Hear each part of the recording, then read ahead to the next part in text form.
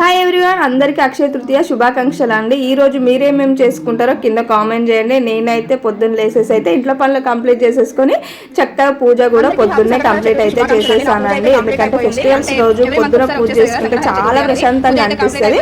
మా దాంట్లో కొంతమందికి అయితే అక్షయ తృతీయ రోజు అయితే నోము అయితే ఉంటుందండి. మాకైతే లేదు. ఇంటి దగ్గర అక్కే పసుబొట్టిస్తా అంటే వెళ్ళైతే తెచ్చేసుకున్నాను. ఇక పిల్లలు లేసే వరకు అయితే వాళ్ళకైతే దోశ అండ్ పల్లి చట్నీ అయితే చేసి అయితే పెట్టేశాను. ఎందుకంటే ఇక స్కూల్స్ లేవు కాబట్టి ఇంటి దగ్గరనే కాబట్టి కొంచెం లేట్గా లేస్తుండ్రు.